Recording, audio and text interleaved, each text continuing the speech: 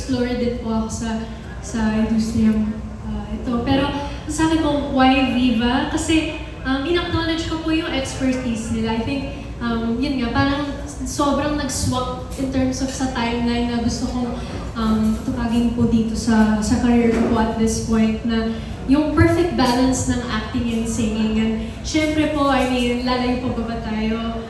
Sa track record ng Viva, they're very good with managing both singer, actresses, and multimedia personalities, and that's exactly where I want to be. So that's why Viva. Yun nga po, this has been a long time in the making, but it's so nice na finally nagbunga din lahat ng mga meetings namin with sila Boss Vic. Alam mo, you're so lucky. Kasi si Boss Vic, bihirang-bihira yan lumabas ng kailangan. I've heard po. Tunggapan sa Viva Office. Maraming salamat po, po, Boss Vic. Yes. Okay. Are you crossing over to acting as well? Dahil nasa pakuran ka na ng Viva? Opo, yes, I'm definitely, I've dabbled in acting before, pero ngayon, ang exciting po ng chapter ng buhay ko na to. Kasi parang ito na yung point na makahanap ko na yung perfect balance ng singing and acting. And I think Viva is the perfect management and team to help me do that. Alam ko marami pa magtatanong. I wish you luck. At saka syempre, we wanted to see more of you in the future. Good luck to you. Salamat po, Tita Astrid. Up next, June Nardo from Tempo Tonight and Marites University. Hello. Hello po. Jada, sa mga kagulang mo, kanino ka nagmana? Kanino po ako nagmana? Yan na ba yung question po? Ano ba gusto mo? Ano Yes. gusto mong question? Hindi, okay lang po. Well, I guess po, pareho po talaga. I mean, hindi po yung showbiz na answer po. I think, gaya nga po ng sinasabi ng magulang ko, blend po ako nilang dalawa. Parang, I get certain traits from them, obviously, to become my own person. Pero, I would say, pareho po talaga, as in, hati po talaga ako. Kahit pagdating po sa looks po, ang lagi pong sinasabi ng magulang ko, depende po talaga sa tumitingin. Sino mas mahigpit sa kanila? Mahigpit po. Sa career mo at sa personal life? Oh, good question po. Pagdating po sa career ko po, alam niyo po, isa po sa mga bagay na thankful po talaga ako sa magulang ko is, hindi po sila sobrang higpit na sa career ko. Nandito lang po talaga sila para sa akin, para gabayan po ako pagdating sa mga choices ko po, para to make the best choices for my career. So, I wouldn't say na sobrang higpit, pero I would definitely say na ang mas critical po sa akin siguro yung tatay ko po. Balita ko nga. Talaga po. Tapos pagdating sa personal life po, ganun din po eh. Kasi sobrang thankful po ako na hinahayaan po nila ako to explore and enjoy my life and be in control sa mga decisions ko po. Lalo na po na sa tamang edad na din po ako. So, I think at the end of the day, they both just want the best for me. So, hindi naman po sila necessarily mahigpit po pagdating sa personal life ko. Wala naman yata boyfriend, di ba? Wala po akong hinahanap ngayon. Nakatutok po ako sa career ko. So anong gusto mong role? Kung bibigyan ka ng Viva artist, Yes. kasi movies ka sabi mo, di ba? Yes po. Anong in-expect mo doon sa aspect na yun ng kanila? Well, ako po talaga, hindi pa po ako tapos na ma-explore sana po yung rom-com na genre. Yan po talaga yung pangarap ko po. Mahilig po talaga ako manood ng mga rom-com and mga leading ladies. So, hopefully, that will be in the stars or you never know what may be coming, I guess. So, ayun. Yan po talaga yung gusto ko po, lalo na po at this, time and age in terms of nawala na din po ako sa parang awkward stage ng, I guess, pagdating sa mga roles. So, ayun, I'm very excited for that. Thank you and good luck, Jada. Thank you po. Thank you po so much. May we please call on Dolly Ann Carvajal from Philippine Star. Hi, Jada. Hello po, Regards to your mom and dad. Yes, I mentioned that you were going to be here today. nice to see you po. Yes, my question is, what's the hardest and the best part of being the daughter of Ding Dong and Jessie? The best and the hardest. Sige po, I'll start with, the best thing I think is, syempre po kasi ang dami na pong pinagdaanan nila dito sa industriya to. And ang dami din nilang wisdom na napulot na parang nakukuha ko po parang first hand. And sobrang thankful po ako doon na yung mga experiences nila na, or moments in their career na they charge to experience, napapasa po nila yun sa akin. And it really is like speaking the same language kasi nga pare-pareho po yung ginagawa namin. Ang nakakatuwa nga po, like kunwari po ngayon, yung mom ko po nasa Singaling, yung dad ko po nasa Tawag ng Tanghalan, and then ako po nandito po ako. So we both all share the same passion. And yun po talaga, I think that would be the best part as well. Siyempre, I have two people in my life, two very important people in my life that I'm able to share my experiences with, and alam ko po yun na naiintindihan po nila yun. In terms of the hardest part, I would definitely say na, I mean, it's kind of a double-edged sword in that sense na, syempre pagpasok po sa industriya, ang perks po nun na being, I guess, like a nepo baby or the daughter of two very well-known and established artists is, meron ng parang perception na din po ng mga tao sa inyo. Pero, you know, honestly, I really take it in stride. Pero, syempre po, parang part of it is also kind of carving your own path and sort of breaking some certain levels of perception and hopefully, you know, getting to that point na mabigyan ka ng pagkakataon ng mga tao na magpakilala ka as your own persons. Step out of their shadow. Yes, in a sense po, honestly, I didn't really feel that way na dahil po kasi, kunwari po sa music po, ibang-iba po yung music na ginagawa ko po from my parents. And honestly, I see a lot of beauty in that na iba-iba po yung mga styles namin. So we both are all able to learn from each other. So, ayun, it's really more of, yun nga, dahil nga may certain perception na, and sometimes yung perception na yun might not be necessarily in line with what's true. So, ayun, yun lang yung challenge po na through the years, I've been learning to navigate through it. Pero hindi ko naman po siya tinitingnan as a bad thing altogether because I'm very thankful po na sa pinanggalingan ko po. So, Okay. For my last question, what song of your mom and dad would you want to revive if given a chance? that's a good question. Honestly po, tita, I've done one revival of my dad's song, which is Wish I Could, if you're familiar with that song. And then for my mom, honestly, I really love her song Ikakasal Ka Na, and of course like Di Ba't Ikaw. So those are absolute classics. I feel like a revival for their songs. For the new generation.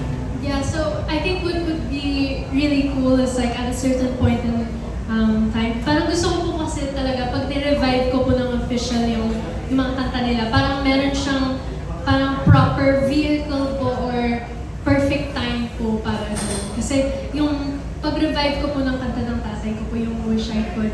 I did it for their 20th and 30th anniversary album po, which is 2030. It was for a special project. So, para po sa mga ganun, like it would be an honor to be able to do that more. We'll watch out for that. Congrats! Thank you po. Thank you, Dolly. May we please call on. Up next, Ambet Nabus from Marites University and Hataw. Hello. Hi, good afternoon. Good afternoon Congratulations, Jada. Maraming salamat po. Nakakaloka ka. A few years ago, medyo mahihain ka pa namin nakakausap. Talaga po. Ngayon, bukod sa magaling maghusay ka na mag-Tagalog, Ay, maraming salamat. parang hindi ka na masyadong mahihain. So, advantage ba sa'yo ito na yung nasa Viva at Universal ka? Yes, sobrang laking advantage yun po. And I acknowledge yung privilege that comes with it. And sobrang natutuwa po ako na this gets to be the first and hopefully of many partnerships din with UMG and Viva. I think kasi po, it's the first time that they're partnering up together. And I'm really honored that I get to be the artist na maging tulay po para dun sa partnership na yun. It's a big advantage kasi syempre yung UMG, Universal Music Group, like their expertise is really music and targeting the global market as well, which is something na I aspire to do in the long run. And of course, with Viva and their background in film and then music and balance in that. So I think I'm in good company with that. Yeah. Speaking of film, no, kasi music, Viva na yun. There was a time na nagkaroon ka ng mga sexy pictorials during yung isang birthday ba? What was it, last year or a few years ago? So, makikita pa rin ba namin ito with you dito sa Viva? Yung nagsuswimsuit ka or ka-sexy? Sa tingin ko po, as far as I know, pala naman po yun sa plano nila, Bosvic po para sa akin. Siguro po yung, ko po, in terms of my career plan, it's really more about, I guess, creating films that are really artistic or which will, I suppose, like, add to me as an artist and as a brand. So, ayun po. So, as far as I know, wala po yun sa plano ko po. Kanina binanggit mo yung rom-com. Sino Yes, sa mga young actor o young actors na yun gusto mo maka-iliman or makasama? Honestly po, kung sino po ang napipisil po nila, Bosvic para sa akin, open po ako doon. I'm just very open-minded at this point. So wala pa ngayong kung sino ang gusto mo? I will let Bosvic answer that question. What about sa music? Sino yung mga gusto mong makakollab? Kung Sa sakasakali? music po? Yes. Ooh, that's a good question. Well, now that I'm part of Viva, I would love to work with my friends, Cup of Joe and the Ones. I think, I'm a fan of them, like not just as as an artist, but also just as a listener po. And I've always admired yung songwriting po nila, yung artistry po nila. And I'd love to hopefully be able to work with them now that we're in the same family. So, ayun. Last question ko. Ano masasabi mo? Nandito lahat ang mga big bosses ng Viva. At si Boss Vic talagang dumalo pa rito para lang dito sa collaboration na ito ng UMG at saka Viva Music. Honestly po, I feel nothing but gratitude, syempre po lalo po na narinig ko po na Boss Vic doesn't usually attend these kind of press cons. So, I can see him actually here. Hello po, Boss Vic. And, ngayon pa lang gusto ko po lang magpasalamat syempre sa tiwala na binibigay niyo po sa atin. And I want to do my best to make you guys proud. So, ayun, I'm just really honored and grateful that you guys are here. Hello po.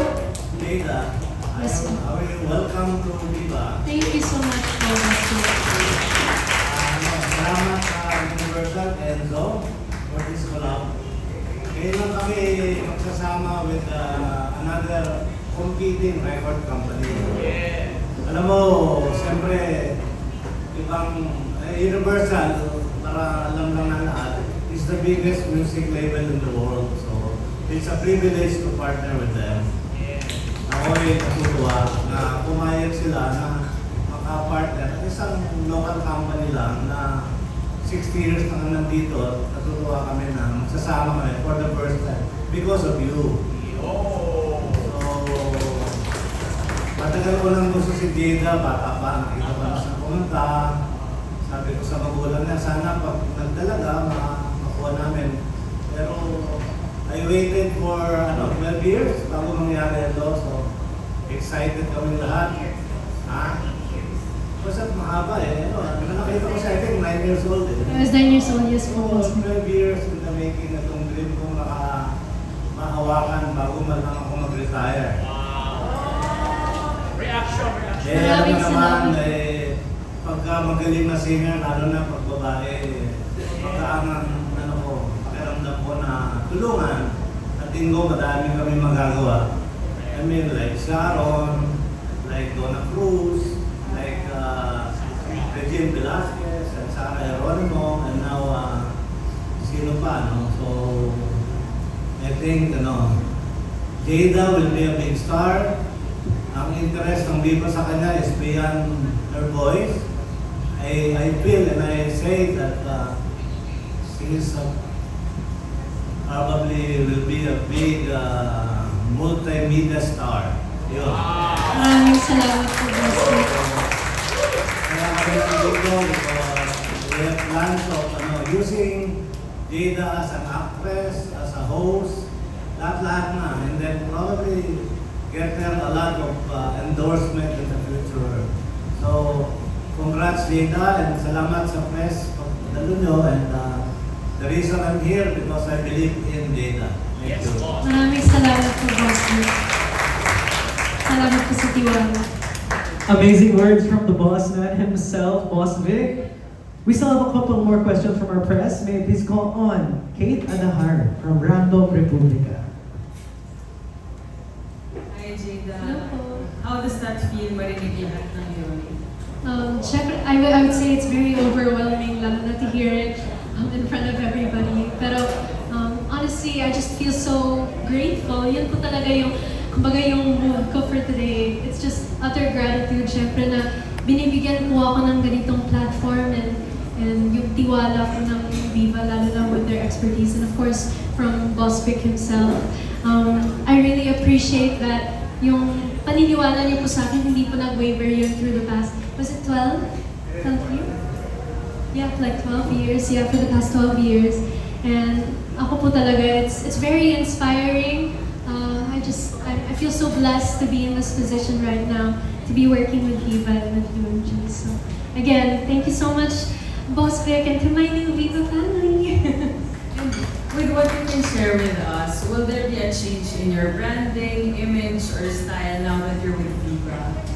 Well, I guess in terms of what I can reveal right now is, what I really appreciate is, right now it feels like a collaboration between Viva and UMG. So, sa tingin ko po, hindi naman po mag-veer away po masyado in terms of branding, lalo na po sa artistry ko. I think that's also where UMG's roles comes in terms of maintaining my artistry and really valuing that. Same with Viva, of course. Pero, ayun po, I would definitely say na as an actress po, what I can say is, I will deliver and whatever brand the project calls for. So, ayun po. Thank you. Thank you po. Thank you, Kate.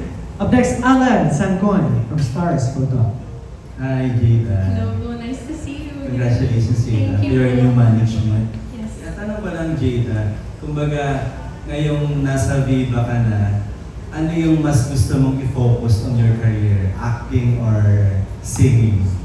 Sa tingin ko po, what I'm really thankful for is before I joined Viva, I joined UMG. And the real purpose of joining UMG was really to kind of be on the same path na ma-establish ko din po yung sarili ko as a singer, which I'm still on the road of doing. Pero ang masasabi ko po, I'm really excited din po to take a slight pivot din to really focus on my acting as well. Pero syempre, never ko naman makakalimutan po pagdating sa music. That will always be my first love and hindi yun mawawala. Pero I think para sa akin kasi importante din para sa isang artist na sometimes you take certain breaks or hahaluin mo din yung mga ganap mo para din, parang kumbaga, mamimiss mo din yung music or you'll have something new to add or write new experiences to write about. So, ayun po, I would definitely say the perfect word would be magiging mas balanse na po siya ngayon. Pero in the coming months, who knows when that may be. Pero all I can say is definitely acting will definitely come into play again for myself. So, yun po. Second question ko, Jada. Kumbaga, you're a good actress, di ba? Salamat po. Pero, kumbaga, ano masasabi yung good words na sinabi ni Boss Vic sa'yo na parang you're the next multimedia star, di ba? Nainiling niya ka kala Sharon, kala Sarah, di ba? Anong masasabi mo doon? Well, gaya nga po nung sinabi ko, and I'll never get tired of saying it, na grateful po ako dun sa kung paano niya ako naisip in that manner. And syempre to be even in the same sentence as sila, Tita Sharon and Nina Regine and all of the greats, it really is just such an honor. I'm really honored to be thought of in that light. And I just want to make my Viva family and everybody else proud. All I can say is rest assured that I will do my best and yung full commitment ko po dito po sa industriyang to at sa gagawin ko po with Viva. Thank you, Jada, and congratulations. Salamat po. Thank you as well, Alan. May we call on Rose Garcia from Marites University and Abante Tanay. Ayan. Good afternoon Hello and po. congrats, Jada. Thank you. Of course, everybody knows that you're Jada, the daughter of your parents, of course. Pero aside from that, paano mo gusto magpakilala ngayon na kilalanin ka talaga, lalo na ng mga fans mo o ng mga magiging fans mo ngayon na you're part of Viva na? Well, gaya po ng sinabi ni Boss Vic, ang pangarap ko po talaga is maging multimedia artist. I hope to be, obviously, I'm gonna put in yung tamang, mga tamang gawa, or the right work ethic para marating ko po yun. It's gonna be a long journey to get there. But I feel very at ease, syempre po, I feel like I'm with the right team who's able to do that for me. Pero yun po talaga, yun yung gusto ko makilala po ako as an all-around multimedia artist who's able to dabble in both singing and acting po, lalo na po. So, yun po, I would definitely say that's the kind of mark that I hope to leave dito po sa industriya nito. Sana po makilala po ako ng mga tao sa mga pelikula, sa mga project na gagawin ko po. Sana po makapagpasaya po ako ng mga tao sa mga projects ko po. And syempre po sa music ko po, makilala po nila ako at yung aking puso na binubuhos ko po sa lahat ng mga kanta na sinusunod ko po. So, thank you po. Na-mention mo na you like rom-com. Yes. Right now kasi napaka-hit ng Mutya ng Section E, di ba? Are you aware of that? And anong impression mo doon if ever you will be given a chance na mga ganong genre din? Or napag-usapan niyo ba ito nila Boss B or Boss BR? Yes. Well, opo, like I've definitely heard of ang Mutya ng Section E, and complete props to the whole cast of that show, syempre to Viva, to Studio Viva. And ako talaga kasi I'm a fan of yung mga Wattpad adaptations. So I think that's one of my favorite types of projects that Viva does. So I'm very excited po na hopefully sana po magampanan po yung mga ganun po ng roles. And yun po, that's really all I can say for now. I think those are the kinds of projects that I definitely gravitate to. So, okay. So, syempre ngayon may Andres and Astin, mga ganyan. Pero sabi nga, umiikot lang naman ang mga team up, di ba? Given a chance na kayo ni Andres naman ang pag-partner, lalo na pareho kayong mga anak ng mga celebrities. Are you open to that idea? Ano sasabi mo? definitely po, I would definitely be open to working with him. Lalo na po if yan po yung nakikita po ni Boss Vic. In the end, that will be in his hands. Pero ako, like I said po, I'm really just keeping an open mind with whoever I can work with. And at the end of the day, kung sino po yung makakabuti po sa proyekto po, I'm really excited po to work with different people as well. And really expand and learn more from different people bilang artista po. So yeah, I'm definitely open to working with him. Okay, my last question.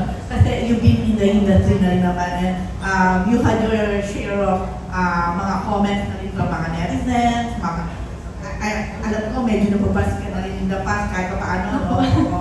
You had your share. So, ano yung pinaka medyo grabe na may iyak ka na ba? Or dumating ka rin pa sa point na parang, or mom and dad, parang I don't like it here na, parang I want another career or ibang siguro po, I mean through the years, sa dami po ng mga natanggap ko din na mga bashing. Kasama po talaga siya. Yun po yung na-appreciate ko din po sa magulang ko po is nung ako po nag-decision din po ako na gusto kong pumasok sa show business. Sinabi na talaga nila sa akin na handa ka na ba na sa walang katapusang pagpapatunay ng sarili mo, tsaka yun nga na open ka na ba sa magiging kahit anong tanggap po sa inyo ng publiko. So, ayun po, I was definitely ready for it to an extent. Pero syempre tao lang po ako, there are certain things na saktan din po ako, pero hindi naman po ako masyadong pinanghinaan ng loob or napanghinaan ng loob. Kasi maganda po ang support system ko po. And basta ang sa akin, ang turo po sa akin ng tatay ko, there's no substitute for hard work. So, as long as wala naman po akong inaapakan na tao through what I do, all I can say is tuloy lang po talaga ako. And I keep a positive mindset pagdating sa industriya nito. Kasi yun nga po, ang dami po din nagtitiwala po sa akin. And mas mabigat po yung opinion po nila kasi sa mga ibang sinasabi ng mga bashers online. So, That's good. Okay, thank you, Jayla. salamat po. Thank you so much, Rose. And of course, thank you to all our friends from the press for the wonderful questions. So now, may we please call on Mr. Enzo Valdez, the Managing Director of Universal Music Group Philippines, for a quick message for Jada.